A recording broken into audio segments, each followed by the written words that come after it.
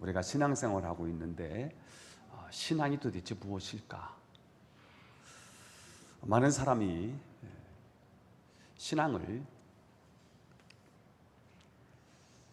생각으로 하는 줄 알아요. 속으로 그냥 마음으로 하면 되는 줄 압니다. 어떤 분은 하나님을 믿는다고 하는데 교회를 나오지 않습니다. 그러나 여러분, 믿는다고 하는 것은 내 삶에 이동하는 것입니다. 마음으로 믿는다고 할 때 진짜 그 마음은 하트요. 하트는 우리의 심장이죠. 심장이 그분을 위해서, 그분을 향해서 뜁니다. 남자가 연애할 때 그 연애의 감정을 아시지 않습니까? 내 심장이 그를 향해서 뛰게 만들죠. 눈만 뜨면 그가 생각이 나고요. 밥을 먹을 때도 생각이 나고요. 좋은 일이 있을 때도 생각이 나고, 매일 보아도 또 보고 싶고요. 헤어졌는데 또 보고 싶고요. 왜 그렇습니까? 심장이 그렇게 만들어요. 그래서 중심 이동인 거예요. 여러분, 여성분들이 정말 갖고 싶은 명품 백을 보니까 그게 가슴을 뛰게 한대요. 심지어 그 명품 백이 나에게 말을 걸어와요. 야, 네가 왜 이렇게 불행한지 알아? 내가 없어서 그래. 이 가방만 들면 너 굉장히 행복할걸? 이 시계만 있으면, 이 자동차만 있으면 내 인생이 달라질 거야. 이렇게 말을 걸어옵니다. 심장이 뜨는 거지요. 그러면 우리의 중심이 움직입니다.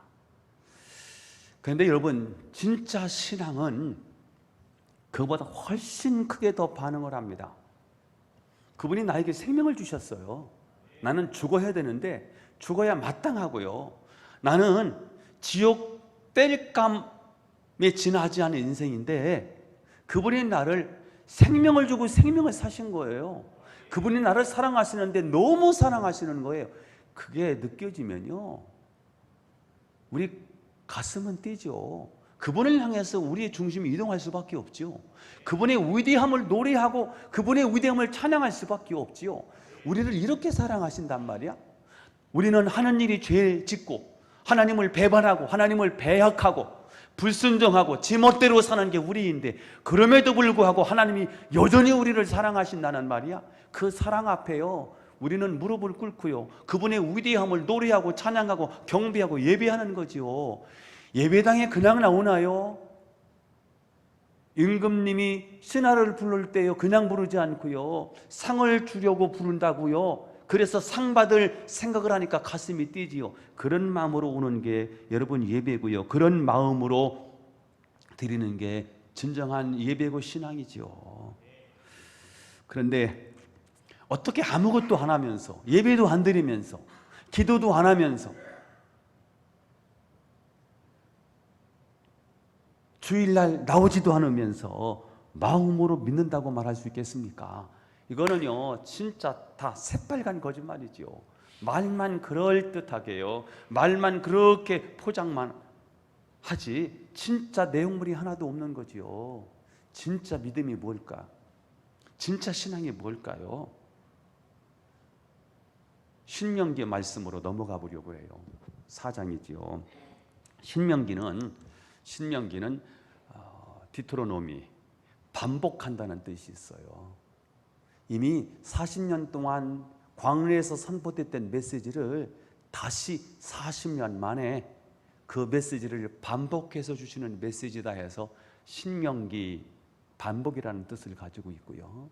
40년 광야 생활을 끝내놓고 이제 요단강을 건너면 그들이 그렇게 가고 싶었던 가나안 땅에 들어가는데, 모세가 요단강을 건너지 못하고 모압 평지에 이스라엘 백성들을 다 집결시키고요, 거기에서 신신당부하는 메시지, 가나안 땅에 들어가면 이렇게 살아야 돼, 가나안 땅에 들어가면 이거 조심해야 돼, 이거 붙잡고 살아야 돼 하고 신신당부하는 모세의 설교를 신명기라고 말합니다. 자, 신명기 4장 말씀을 한번 볼 거예요. 신명기 4장 10절 말씀을 한번 읽어보겠습니다. 이 신명기 4장 10절은 신앙의 무언지를 우리에게 알려주고 있는 내용이죠. 읽어보겠습니다. 시작. 내가 호렙산에서 내 하나님 여호와 앞에 섰던 날 여호와께서 내게 이르시기를 나에게 백성을 모으라. 내가 그들에게 내 말을 들려주어 그들이 세상에 사는 날 동안 평생 나를 경외함을 배우게 하며 그 자녀에게 가르치게 하리라 하시매. 아멘. 자, 내가 누구지요? 모세. 호렙산에서 마이크를 조금 좀 올려볼래요? 네 하나님 여호와 앞에 섰던 날 언제지요? 십계명을 주시던 날 여호와께서 내게 이르시기를 모세에게 이르시기를 나에게 모세에게 뭐라고 말씀하십니까? 백성을 모으래요. 왜요? 내가 그들에게 내 말을 들려주며 신앙생활을 그냥 하는 게 아니에요. 신앙생활 바로 할 수 있도록 하나님의 말씀을 들려준대요. 그들이 세상에 사는 날 동안 그래서 제가 평생 동안 나를 경외함을 배우며 여러분 신앙생활은 저절로 되지 않아요. 가만히 있으면 신앙생활이 성장할까요? 안 그래요. 뭐 해야 돼요? 배워야 돼요. 가만히 있으면 인간은요 세상으로 기울어지게 돼 있고요. 세상은 우리를 매혹적인 것을 가지고 우리를 유혹해요. 그래서 가만히 있으면 우리는 타락하고요. 가만히 있으면 죄에 빠져요. 가만히 있으면 우리는 어디를 가요? 가만히 있으면 천국 가는 게 아니고 가만 내버려 두면 어디 가게 돼 있습니까? 지옥 가게 되어 있어요. 그래서 배워야 돼요. 뭘 말입니까? 하나님을 경외하는 것을 배워야 되는 거예요. 그리고 그 다음에 뭐 해요? 자녀들에게 가르치게 하는 거예요. 자녀들을 부지런히 가르치는 거예요. 자, 그러니까 신앙생활이 뭘까? 신앙이 뭘까 하니까 두 가지로 요약을 하네요. 계속해서 뭐 하고? 배우고. 계속해서 또 뭐 하고요? 가르치고. 배우고 가르치고 배우고 가르치고 가르치고 배우고 이걸 계속해서 하는 거예요. 그러니까 신앙은 절대로 머리로 하는 게 아니에요. 속으로 하는 게 아니에요. 마음으로 하는 게 아니에요. 신앙은 계속 배워야 되는 거예요. 신앙은 계속 가르쳐야 되는 거예요. 그러면서 나도 모르게 신앙이 자라 있어요. 신앙이 성숙하면 하나님 우리에게 뭘 주세요? 축복하세요. 이 축복이 영원한 축복이 될 수 있도록 대대손손이 하나님의 축복이 이어가도록 하기 위해서 이 축복의 메시지를 우리 자녀들에게 부지런히 가르치는 거예요. 그때 이 축복이 대대손손이 계승이 되는 거지요. 이런 은혜, 이런 축복이 저는 여러분에게 있기를 축복합니다. 자, 이스라엘 백성들은 이스라엘 나라가 초강대국에 둘러싸여 있습니다. 초강대국에 둘러싸여 있는 이스라엘 백성들이 그 속에서 살아남을 수 있는 방법이 뭘까요? 이건 국방력이 아니에요. 경제력이 아니에요. 하나님이에요. 하나님이 그들을 지켜주는 거예요. 여러분, 그 작은 나라가 지금까지 생존할 수 있는 비결이 뭘까요? 성경이 한결같이 말씀하고 있는 말씀의 메시지의 핵심이 뭐냐면 말씀에 순종하면 살고 말씀에 불순종하면 죽어요. 그러니까 이스라엘 백성들은 가르쳐야 되는 거예요. 뭘요? 하나님을 경외하는 걸요. 이스라엘 백성들은 계속해서 배워야 됩니다. 무엇을 말입니까? 하나님을 경외하는 법을 배워야 되는 것입니다. 그래서 신앙 성숙을 위해서 말씀을 배우고 말씀을 가르치는 것은 이렇게 중요하다는 사실이지요. 자, 오늘 예수님은 이런 가르침에 대해서 두 가지 말씀을 하시는데요. 버리며 가르치는 자가 있고 행하며 가르치는 자가 있다고 말씀을 하십니다. 버리며 가르치는 자가 있고 행하며 가르치는 자가 있다. 오늘 19절 본문을 같이 읽어보겠습니다. 시작. 그러므로 누구든지 이 계명 중에 지극히 작은 것 하나라도 버리고 또 그같이 사람을 가르치는 자는 천국에서 지극히 작다 일컬음을 받을 것이요 누구든지 이를 행하며 가르치는 자는 천국에서 크다 일컬음을 받으리요. 자, 그러므로 누구든지 모두에게 해당되는 거네요. 이 계명 중에 지극히 작은 것 하나라도 버리고 또 그같이 사람을 가르치는 자는 버리며 가르치는 자가 있네요. 버리며 가르치는 자는 어떻게 돼요? 버리며 가르치는 자는 왜 넘겼어요? 버리며 가르치는 자는 천국에서 지극히 작다 일컬음을 받는데요. 또 두 번째 말씀이죠. 누구든지 이를 행하며 가르치는 자. 행하며 가르치는 자가 있네요. 행하며 가르치는 자는 천국에서 크다 일컬음을 받는다는 거예요. 자, 오늘 예수님이 우리에게 꼭 들려주고 싶은 메시지겠지요. 본문을 기록한 마태가 독자들에게 꼭 전해주고 싶은 메시지가 있는 거지요. 이 땅에는, 인류 가운데는 버리며 가르치는 자가 있고 또 행하며 가르치는 자가 있다는 사실이에요. 자, 그러면 오늘도 역시 두 가지 이야기를 할 거예요. 첫 번째입니다. 과연 누가 버리며 가르치는 자이고 누가 행하며 가르치는 자일까? 누가 버리며 가르치는 자이고 누가 행하며 가르치는 자일까? 우리는 버리고 가르치는 자는 바리새인이나 율법학자들은 버리고 가르치는 자일 거야. 예수님으로부터 매번 혼나고 책망을 들었던 사람이니까 이 사람들은 버리며 가르치는 자일 거라고 생각하고요. 또 행하며 가르치는 자는 누구일까? 아마 예수 믿는 우리들일 거야 라고 이해를 하는 분이 많이 계실 거예요. 그러나 오늘 답을 먼저 드립니다. 아닙니다. 아니라고요? 아니라고요? 고개 좀 끄덕끄덕 아니라고요? 자, 그러면 누가 버리며 가르치는 자일까? 우리들이라고요. 버리며 가르치는 자는 저와 여러분일 수 있다는 사실을 아시고 오늘 본문을 이해하셨으면 좋겠어요. 자, 여기 지극히 작은 것 하나라도 버리다는 말은 작은 물건이나 혹은 작은 감정 하나를 버리는 것을 말하지 아니하고요. 계명, 즉 하나님의 말씀을 버리는 것을 말합니다. 버린다는 말은 헬라어로 위온데요, 무시한다는 말이에요. 자, 그러니까 어떤 말씀은 크니까 지켜야 되고 어떤 말씀은 작으니까 버려도 된다, 무시해도 된다, 이럴 수 있다는 거지요. 자, 그런데 많은 사람들이 그러기도 해요. 시편 1편은 다 암송해요. 중요하니까. 복이 있는 사람은 악인의 길을 따르지 않는다, 쫓지 않는다, 죄인의 길에 서지 않는다, 오만한 자리에 앉지 않는다, 여호와의 율법을 즐거워하며 그 율법을 주야로 묵상하는 자로다. 다 외워요. 시편 23편, 여호와는 나의 목자시니 내게 부족함이 없으리로다. 그가 나를 푸른 초장에 누이시며 실만한 물가로 인도하시는도다. 다 외워요. 근데 24장은 뭔지도 몰라. 제가 성경 말씀은 다 중요하거든요. 성경 66권이 다 중요하거든요. 그래서 제가 우리 교회 와서 지금 12년 됐는데요, 반복해 본 적이 거의 없고요. 성경 66권에 다 도전해 봤거든요. 그리고 한 구절도 그냥 넘어가 본 적이 없어. 지금 마태복음을 이렇게 오랫동안 질질 끌 거라고 생각도 못했어요. 빨리 진행하고 끝내려고 했는데 한 구절 한 구절을 씹어보니까 그냥 넘어갈 수가 없어. 어떤 말씀은 중요하고 어떤 말씀은 중요하지 않고 그게 없어요. 어떤 말씀은 중요하고 어떤 말씀은 가볍고 어떤 말씀은 지켜도 되고 어떤 말씀은 지키지 않아도 되고, 이게 아니에요. 그런데 버리고 가르치는 자가 있다니까요. 버리고 습득하는 자가 있다니까요. 자, 문제는 그런 사람은 계명뿐만 아니라 사람도 무시하더라는 거예요.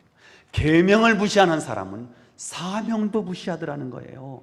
또 그같이 사람을 가르치는 자 그랬거든요. 즉 계명을 지극히 작은 것 하나라도 무시하는 자는 또 그같이 사람을 가르치게 되어 있다는 거예요. 그러니까 그렇게 하는 사람이 누군가 했더니요, 바리새인들을 포함해서 우리들인 거예요.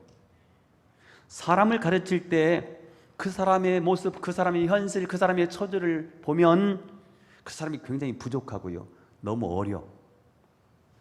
지금은 그 사람을 가르칠 마음이 없지만 미래를 보면 기대를 하고 가르치는 거지요. 지금은 이 아이가 유치원생이에요. 지금은 이 아이가 젖먹이에요. 그러나 저 아이가 말씀이 들어가고 말씀이 들어가면 결국은 온전한 믿음의 사람이 될 거야 라는 기대를 가지고 가르치지 않습니까? 만약에 저 아이는 너무 어려, 공부를 시켰는데도 말귀를 잘 못 알아들어, 저거는 사람이 되기가 틀렸어, 가르쳐봐야 다 소용이 없어, 그리고 가르침을 포기했다면 그 사람의 미래는요 없는 거죠. 그런데 그렇게 되는 것은 처음부터 그렇게 되는 것이 아니라 계명을 무시하는 데서부터 비롯됐다는 거예요. 계명 중에 어떤 것은 중요하고 어떤 것은 중요하지 않다, 이것은 꼭 지켜야 되고 이것은 지키지 않아도 된다라고 계명을 무시하는 사람은 똑같이 사람을 무시하는 자세가 되더라는 거예요. 이런 사람은 천국에서 아주 작다 일컬음을 받게 된다는 거예요. 천국에 갈지 안 갈지도 모르겠지만 천국에 갈지라도 천국에서 아주 지극히 작다고 일컬음을 받게 된다는 거예요. 버리며 가르치는 자는 천국에서 지극히 작다 일컬음을 받으니까 우리는 버리면서 가르치는 자가 돼서는 안 되겠지요. 자, 그러면 두 번째, 그러면 행하며 가르치는 자는 누구일까? 행하며 가르치는 자는 오직 예수님밖에 없어요. 사도행전 1장 1절을 읽어보겠습니다. 시작. 데오빌로여, 내가 먼저 쓴 글에는 무릇 예수께서 행하시며 가르치시기를 시작하신부터. 행하시며 가르치신 분이 누구예요?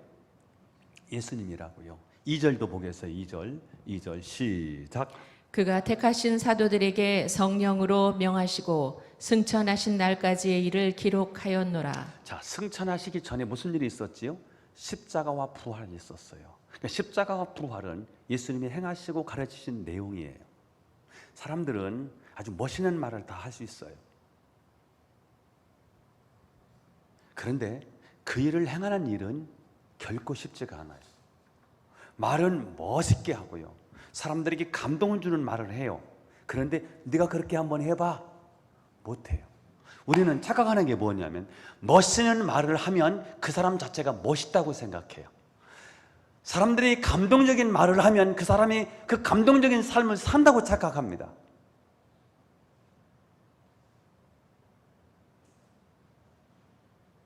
감동적인 말을 했는데 감동적인 삶을 사시는 분이 누군가 봤더니 그분은 오직 하나님, 오직 예수 그리스도라는 거예요. 사람은 입으로는 무엇이든지 다 할 수 있습니다. 큰 소리 치면요 꼭 그 일을 할 수 있을 것만 같습니다. 그러나 그 말대로 거의 다 못 삽니다. 자, 그런데 예수님은 말씀하신 대로 다 이루세요. 어디서 이루셨습니까? 십자가에서 이루셨어요. 그러므로 예수님은 행하시며 가르치시는 분이세요. 이 땅에 행하시며 가르치신 분이 누구냐 하면 예수님이세요. 우리는 버리며 가르치는 자거든요. 그런데 유일하게 행하시며 가르치는 분은 누구라고요? 예수님이라고요. 자, 그러면 예수님이 어떤 말씀을 이루셨는지를 한번 성경을 찾아보면서 확인해 보고 싶어요. 요한복음 15장은 포도나무와 가지의 비유이거든요. 붙어 있는데 어디서부터 가지인지 잘 구분이 안 돼요. 그러면 언제 구분이 이루어지냐면요, 가지. 예수님은 가지고 예수님은 포도나무이고 우리는 가지래요. 구분이 잘 안 돼요. 근데 언제 구분이 됐어요? 평상시는 친구였잖아요. 언제 구분이 됐습니까? 포도나무와 가지가 죽으면서, 떨어져 나가면서 아, 이게 가지구나, 이게 나무였구나를 구분할 수 있었지요. 한번 읽어보겠습니다. 요한복음 15장 13절 시작. 사람이 친구를 위하여 자기 목숨을 버리면 이보다 더 큰 사랑이 없나니.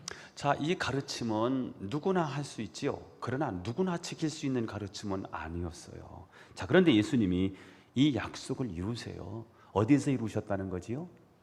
십자가에서요. 예수님이 우리를 친구래요. 나는 이 말이 굉장히 거북스러웠어요. 아니, 어떻게 예수님하고 나하고 친구가 될 수 있을까? 원래는 포도나무와 가지는 하늘과 땅 차이만큼 커요. 그런데 포도나무와 가지가 같다고 해줬지? 내가 너희들을 친구로 여겨줬지? 이거예요. 자, 그런데 친구를 위해서 자기 목숨을 버리겠다는 거예요. 우리를 위해서 당신의 목숨을 버리겠다는 거예요. 그렇다면 이보다 더 큰 사랑이 없어 라고 이미 제자들에게 말씀을 주셨어요. 진짜 예수님이 이것을 십자가에서 이루셨잖아요. 굉장히 은혜가 돼요. 자기 친구를 위해서 당신의 목숨을 버리면 이보다 더 큰 사랑이 없지요. 너무 멋있는 말 아닙니까? 예수님이 굉장히 멋진 말씀을 하신 거예요. 은혜가 된 거예요. 그렇지. 친구를 위해서 목숨을 버릴 수 있을까? 목숨을 버릴 수 있다면 이보다 더 큰 사람이 없지. 굉장히 은혜됩니다. 그런데 여기서 멈추게 되면 은혜가 되지만 내 삶은 전혀 달라지지 않아요. 그래서 예수님이 14절에 이렇게 말씀하시는 거예요. 시작. 너희는 내가 명하는 대로 행하면 곧 나의 친구라. 예수님께서 행하시며 가르치는 자의 사명을 우리에게 바톤을 이어주세요. 친구를 위하여 목숨을 버리면 이보다 더 큰 사랑이 없다. 내가 그것을 보여줄 거야. 그리고 예수님이 십자가에서 그것을 보여주셨어요. 그런 다음에 너희도 내가 명하는 대로 행하라는 거예요. 나와 너희가 하늘과 땅 차이만큼 그렇게 차이가 있음에도 불구하고 포도나무와 가지가 같다고 했지? 내가 너희와 어떻게 친구가 되냐? 그런데 내가 친구로 여겨주었지. 친구를 위해서 죽으면 그보다 더 큰 사랑이 없다고 말했지. 예수님이 그렇게 말씀을 하셨어요. 그런데 진짜 예수님은 친구를 위해서 당신의 목숨을 내어놓으셨어요. 그 사랑이 세상을 변화시킬 거야. 그 사랑이 이 땅을 정복할 거야. 이제부터 너희도 그렇게 살아봐. 이 세상을 그렇게 사랑해봐. 그 사랑은 세상을 덮을 것이고, 그 사랑은 인생을 변화시킬 것이고, 죽은 자를 살릴 것이고, 세상을 바꾸게 할 거야. 이게 예수님이 우리에게 가르쳐 주신 교훈인데요. 어떻게 가르쳐 주신 거예요? 버리면서 가르치셨어요? 행하시면서 가르치신 거예요? 행하시면서 가르치신 거예요. 복음성가를 한번 가사만 볼게요. 내가 주인 삼은 모든 것 내려놓고 내 주 대신 주 앞에 나가. 내가 사랑했던 모든 것 내려놓고 주님만 사랑해. 이 사랑 때문에 친구를 위해서 당신의 목숨을 내어주신 그 사랑이지요. 그 사랑에 감동이 됐어요. 그 사랑에 포로가 됐어요. 그 사랑에 무릎을 꿇었어요. 그래서 이제는 내가 고백하는 거예요. 내가 주인 삼은 것 모든 것 내려놓고 내 주 대신 주 앞에 나가겠습니다. 내가 사랑했던 것 모든 것 내려놓고 내가 주님만을 사랑합니다 라고 고백하는 거예요. 자, 그러면서 주님의 위대한 사랑, 주 사랑, 거친 풍랑에도, 주님의 사랑은 거친 풍랑에도 깊은 바다처럼 나를 잠잠케 해요. 그 위대한 사랑이 나에게 거친 풍랑이 몰아치고요, 깊은 바닷속에 들어가면 잔잔한 것처럼 하나님의 사랑이 그렇게 능력이 있는 거죠. 주님의 사랑은 내 영혼의 반석, 흔들리지 않아요. 주님의 그 원자탄보다 강한 그 끝이신 하나님의 사랑은 내 영혼을 반석되게 해요. 그 반석 위에 내가 그 사랑 위에 서겠다는 거예요. 자, 이 사랑이 주님의 행하시면서 가르치신 진리인 거예요. 진리의 핵심이 뭐예요? 사랑이에요. 그 사랑은 어떤 사랑입니까? 자기 목숨을 친구를 위하여. 우리가 친구가 아닌데 친구를 삼아주신 것도 감사한데, 우리 친구를 삼으시고 우리 친구를 위해서 당신의 목숨을 내어주신다는 거예요. 근데 말만 하신 게 아니고요, 냄새만 풍긴 게 아니고요, 실제로 예수님이 행하시면서 가르치셨어요. 어디서요? 십자가에서. 자, 그러면 두 번째 이야기를 하려고 해요. 행하며 가르치셨던 예수님의 후예들은 어떻게 살아야 할까요? 아니, 초대교회 성도들은 어떻게 살았을까요? 요한일서 3장으로 넘어가 보겠습니다. 읽어보겠습니다. 요한일서 3장 13절 시작. 형제들아, 세상이 너희를 미워하여도 이상히 여기지 말라. 자, 여기서 형제들아 그랬습니다. 여기 형제들이 누구일까요? 로마가 거센 핍박을 가했습니다. 예수 믿는 사람들을 잡아 죽이기 시작해요. 예수 믿는 사람들을 체포하기 시작해요. 예수 믿는 사람들이 모인 그 장소에 급습해서 그들을 잡아갑니다. 그래서 한 곳에 모여 있을 수가 없어서 흩어져서 신앙생활하고 있는 그 믿음의 형제 자매들을 향해서 사도 요한은 형제들아 이렇게 말하고 있습니다. 여러분, 잡히면 죽습니다. 숨어서 예배를 드리고요, 숨어서 신앙생활하고 있는 이들이 얼마나 초라하겠습니까? 자, 그런데 오늘 사도 요한이 그 형제들에게 뭐라고 말합니까? 세상이 너희를 미워하여도 이상히 여기지 말라. 왜 이렇게 말할까요? 우리는 그들과 가는 길이 다르기 때문이 그렇습니다. 세상이 우리를 미워하면 우리도 미워했으면 좋겠습니다.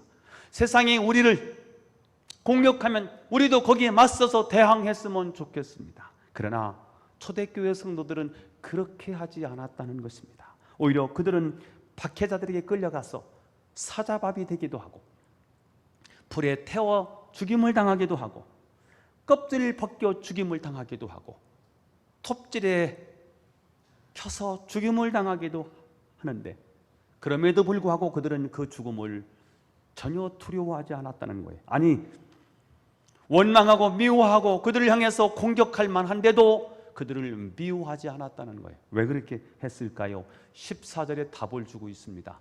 시작. 우리는 형제를 사랑함으로 사망에서 옮겨 생명으로 들어간 줄을 알거니와 사랑하지 아니하는 자는 사망에 머물러 있느니라.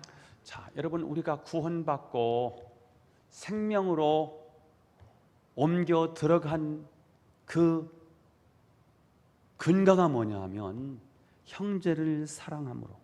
세상이 우리를 미워하고 세상이 우리를 박해해도 우리는 그들을 미워하지 않아요. 사랑합니다. 이유가 뭐라는 거예요? 그것이 구원을 보이는 증거이기 때문이라는 것입니다. 그러나 사랑하지 않으면 어떻게 된다는 거지요? 사망에 머물러 있느니라. 사랑하지 아니하면 아직 구원받지 못했다고 보는 것입니다. 자, 그러니까 우리가 세상을 미워하고 그들과 싸우고 같이 전쟁을 벌이면 이것은 구원을 받지 못한 증거라고 여기고 있는 것입니다. 15절을 읽어보겠습니다. 15절 시작. 그 형제를 미워하는 자마다 살인하는 자니 살인하는 자마다 영생이 그 속에 거하지 아니하는 것을 너희가 아는 바라. 우리를 힘들게 해요. 핍박해요. 박해를 가해요. 죽이려고 해요. 고문합니다. 내가 보는 앞에서 내 가족을 죽입니다. 내 사랑하는 어린 아이들까지 죽이고 있습니다. 미워해야지요. 나도 맞서 싸워야지요. 그런데 사도 요한은 미워하지 말라는 거예요. 미워하는 것은 살인하는 것이라고 말하고 있어요. 살인하는 것은 영생이 그 속에 없다는 거예요. 그러면 우리는 어떻게 삽니까? 억울해서 분해서 우리는 어떻게 살란 말입니까? 왜 우리는 그렇게 살아야 할까요? 16절에 답을 주고 있습니다. 읽어봐요. 시작. 그가 우리를 위하여 목숨을 버리셨으니 우리가 이로써 사랑을 알고 우리도 형제를 위하여 목숨을 버리는 것이 마땅하니라. 자, 우리는 그 상황을 생각하면 너무 억울합니다. 분합니다. 그럼에도 불구하고 우리가 참고 견딜 수 있는 이유, 미워하지 않고 사랑할 수 있는 이유가 뭐라는 거예요? 그가 누구예요? 예수 그리스도예요. 그가 우리를 위하여 목숨을 버리셨으니, 그가 우리를 위해서 목숨을 버리셨다는 거예요. 우리는 주님을 닮을 수 없는 철저한 죄인인데 예수님이 우리를 위하여 목숨을 버리셨다는 거예요. 그래서 우리가 그분의 사랑을 알게 된 거예요. 이 사랑은 어떤 사랑입니까? 아가페 사랑입니다. 아가페 사랑의 특징이 뭐예요? 조건이 없어요. 이유가 없어요. 그럴 만한 자격도 없어요. 그런데 일방적으로 사랑하는 겁니다. 그것이 바로 인간에서는 상상할 수 없는 사랑, 그 사랑이 하나님이 우리에게 베풀어 주신 사랑이에요. 그 사랑은 우리는 측량할 수 없는 사랑, 말로 다 형용할 수 없는 사랑. 그 사랑 앞에 우리는 무릎을 꿇고요, 그분의 위대하심을 노래하고 그분의 위대하심을 찬양할 수밖에 없는 거죠. 몰랐어요. 그런데 언제 알게 되었습니까? 그분의 사랑을. 그분이 우리를 친구로 삼아 주셨고 친구를 위하여 자기의 목숨을 내어 주신 거예요. 이게 뭔가 했더니 이게 사랑인 거예요. 누구의 사랑입니까? 하나님이 우리를 사랑하신 사랑이에요. 그 사랑을 우리는 아가페의 사랑이라고 말합니다. 이전에는 누가 나를 미워하면 나도 미워했습니다. 누가 나를 욕하면 나도 덩달아서 욕했습니다. 누가 싸움을 걸어오면 당연히 나도 맞장구를 쳤습니다. 그러나 이제는 아가페의 사랑을 알게 된 후에는 그럴 수가 없게 되었습니다. 여러분, 우리가 어떻게 그 아가페의 사랑을 알 수 있었겠습니까? 다만 예수님께서 형제를 위해서 목숨을 버리면 이보다 더 큰 사랑이 없다는 것을 행하시며 가르쳐 주셨기 때문에 우리는 그 사랑을 알게 된 것입니다. 버리며 가르쳤다면 절대로 그분의 사랑을 이해할 수 없었을 텐데 그분이 행하시며 가르쳐 주셨기 때문에 그분의 사랑을 알게 된 거예요. 그 사랑은 어떤 사랑이라고요? 아가페 사랑이에요. 아가페 사랑의 특징이 뭐예요? 사랑을 받을 만한 자격이 없는 자에게 일방적으로 베풀어 주시는 하나님의 호의, 이것을 우리는 은혜다라고 말합니다. 하나님이 우리에게 주신 사랑은요, 은혜입니다. 그냥 조건 없이 우리에게 아낌없이 쏟아부은 거예요. 얼만큼 사랑하셨습니까? 당신의 독생자를 아낌없이 우리에게 내어주신 사랑, 그 것인 사랑을 우리는 측량할 수가 없는 것이지요. 이 사랑을 행하시며 가르치셨기 때문에 우리는 알게 된 거예요. 복음성가를 다시 한번 제가 부르고 싶었는데요, 수정이가 왔다고 하는 걸 알았더니 시켰을 텐데, 주 사랑이 나를 숨쉬게 해. 주님의 사랑이 나를 숨쉬게 하는 거더라고요. 우리는요, 죽을 뻔했어요. 어두컴컴해서 빛이 없어서요, 죽을 뻔했어요. 근데 빛이 왔어요. 그 빛은 생명의 빛이에요. 우리는요, 가스실에 들어가서 숨을 쉴 수가 없었어요. 그런데 예수님이 이 땅에 오셨어요. 이분이 가스를 다 몰아내신, 어둠의 권세를 다 내쫓으신 전능자의 권세를 가지고 이 땅에 오셨어요. 근데 그분이 그분의 권능을, 그분의 능력을 사용하지 않고요, 십자가에 죽는 그 사랑으로 당신이 죽으면서 어둠의 권세를 이기셨어요. 우리 같으면 힘 있으면 힘을 자랑하고 싶고 권력 있으면 그 권력을 사용하고 싶었을 텐데, 예수님은 그 어마어마한 능력을 가지고 있어요. 하늘과 땅의 모든 권세를 가지신 분이지 않습니까? 그런데 그 권세를 하나도 사용하지 않고요, 우리와 똑같이 친구가 되어주셨고요, 그리고 친구를 위해서 당신의 목숨을 내어주셨어요.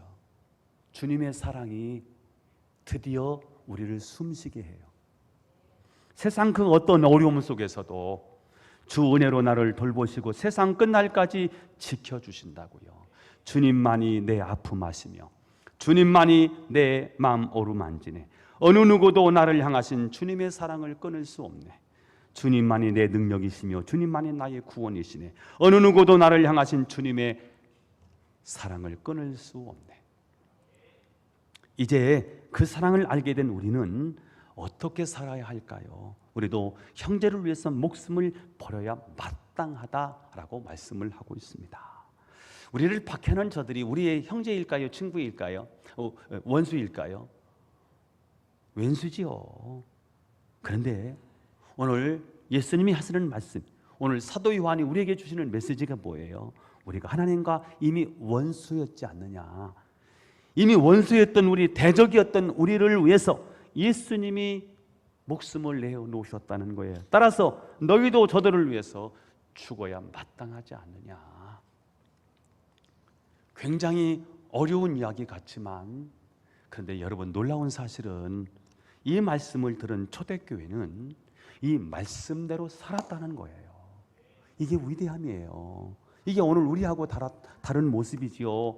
여러분, 초대교회가 엄청난 부흥을 일으키지 않습니까? 초대교회가 어떻게 부흥이 일어나지요? 싸우고 암살하고 투쟁하고 전쟁을 해서 이루은 부흥이 아니에요. 죽은 거예요. 기꺼이 죽었습니다. 이것을 로마 사람들이 도무지 이해할 수가 없었습니다. 전 세계를 힘으로 정복한 로마가 기독교인의 삶을 절대로 이해할 수가 없었습니다. 죽는데 행복해하고 있어요. 아니, 죽는데 승리자의 얼굴을 하고 죽어가고 있어요. 이들이 충격을 먹는 거지요. 박해자들이, 핍박자들이 기독교인들을 잡아서 죽이는 그 중심에 섰던 사람들이 사랑의 복음을 눈으로 목격하면서요, 이게 뭐냐? 이게 도대체 어디서 온 힘이냐? 그들이 굉장히 신비롭게 생각을 했습니다. 아니, 우리가 죽였는데, 그럼 우리가 승리자 아닙니까? 근데 우리가 죽였는데 우리가 승리자인 줄 알았더니 쟤네가 승리한 거예요. 이게 느껴지는 거예요. 아니, 어떻게 일이 가능해? 예수 그리스도의 죽음과 부활이 저들을 저렇게 바꾸어 놓았구나. 저들이 믿는 신앙이 진짜 신앙이구나. 이 땅에서 믿어야 할 유일한 종교는 기독교구나. 로마 시민들이 이 사실을 알게 된 거예요. 그래서 너도 나도 예수 그리스도의 사랑 앞에 무릎을 꿇고 그 사랑의 포로가 된 거예요. 그래서 이제는 로마 시민들이 예수를 믿지 않으면 정치가 안 되고, 예수를 믿지 않으면 경제가 안 돌아가고, 그래서 313년 콘스탄틴 대제가 기독교를 국교로 인정할 수밖에 없고 국교로 세울 수밖에 없는 상황까지 치닫게 되는 것입니다. 이것이 행하시며 가르치신 예수님께서 하신 일이고요, 그의 삶을 따라 살았던 초대교회가 이루어낸 기독교의 역사입니다. 우리는 때로 말씀을 놓치고 있고요, 말씀을 무시할 때도 많고요, 말씀을 버리고 가르치는 자들입니다. 그래서 우리는 천국에서 지극히 작다 일컬음을 받을 수밖에 없는 존재들이었습니다. 자, 그런데 예수님이 오셔서 행하시고 가르치는 자의 삶을 보여주셨습니다. 십자가에서 자신을 아낌없이 내어주시면서 행하시고 가르치시는 삶의 모델을 보여주셨습니다. 그러므로 이제 우리도 예수님처럼 손해를 볼 수 있어야 되고요, 힘들고 어려워도 끝까지 누군가를 사랑하고 미워하지 않고 살 수밖에 없습니다. 왜냐하면 예수님이 우리를 위해 자신의 목숨을 내어주신 그분이 그렇게 사셨기 때문입니다. 그분이 누구인데요? 그분은 온 땅의 주인이십니다. 아니, 온 땅의 주인이신 예수님께서 티끌 같은 나를 위해서 이 땅에 오셨고요, 아무것도 아닌 나를 위해서 기꺼이 자신의 생명을 내놓으셨습니다. 그분이 우리에게 이렇게 말씀하시는 거지요. 세상을 변화시키고 하나님 나라를 이 땅에 세우는 방법이 뭔지 아느냐? 내가 한 것처럼 너희도 내려놓아야 될걸? 내가 한 것처럼 행하고 가르친 것처럼 너희도 행하고 가르치는 삶을 살아야 될걸? 바득바득 우기고 싸워서 더 많이 가지려고 싸우고 절대 양보하지 않고, 저 사람이 하나를 가져오면 나는 두 개를 가져오고, 저 사람이 몽둥이를 가져오면 나는 홍두깨를 가져오고, 이쪽에서 테러를 일으키면 이쪽에서는 전쟁을 일으키고, 이쪽에서 총을 쏘면 저쪽에서는 대포를 쏘고, 이런 방식을 가지고는, 이런 가르침을 가지고는 절대로 세상을 변화시킬 수 없다는 거예요. 여러분, 오늘 한국 기독교가 왜 이렇게 약해졌을까요? 버리며 가르쳐서 그래요. 예수님처럼 행하며 가르쳐야 되는데, 행하며 가르치는 핵심이 뭐예요? 사랑인 거예요. 그 사랑은 냄새만 풍기는 사랑이 아니에요. 말로만 하는 사랑이 아니에요. 그 사랑은 실천하는 사랑이었어요. 아니, 당신의 목숨을 내어주는 사랑이었어요. 행하고 가르치시는 예수님, 그분이 우리에게 보여주시는 메시지는 강렬한 메시지예요. 아주 강력한 메시지예요. 세상을 바꾸는 어마어마한 에너지가 있는 메시지입니다. 저는 여러분이 행하며 가르치는 예수 그리스도, 천국에서 지극히 크다 일컬음을 받으신 예수 그리스도를 바라보실 수 있기를 축복합니다. 주님, 제 힘으로는 또 실패할 거예요. 이제 눈을 들어서 주님을 바라보게 하옵소서. 여러분, 아무리 노력해도요, 여러분이 돌을 닦아도 소용없을 거리요. 내 힘으로는 안 된다는 사실을 빨리 결론을 내리시고요, 하나님을 온전히 의지하시고 주님께로 여러분의 눈을, 여러분의 시선을 올려드릴 때 내 삶이 변화되고 그때부터 하나님이 우리를 위해서 일하실 거예요. 이렇게 기도하고 살았으면 좋겠어요. 예수님, 행하시며 가르치시는 예수님의 삶을 저도 따라가겠습니다. 이 세상을 변화시키기 위해서 내가 낮아지고 내가 물러섬을 통해서 이 세상이 나를 통해서 하나님을 알게 되고 하나님의 분으로 돌아오게 되는 놀라운 역사들이 일어나게 하옵소서. 이런 고백이, 이런 간구가 저와 여러분의 고백 간구가 될 수 있기를 예수님의 이름으로 축원합니다. 기도합니다. 하나님 아버지, 오늘도 우리에게 말씀을 들려주셔서 너무너무 감사합니다. 버리며 가르칠 것인지 행하며 가르칠 것인지 오늘 우리 주님께서 우리에게 놀라운 진리를 말씀해 주셨습니다. 예수님처럼 행하며 가르치는 사랑의 사도들이 되게 하옵소서. 예수님의 이름으로 기도하옵나이다. 아멘.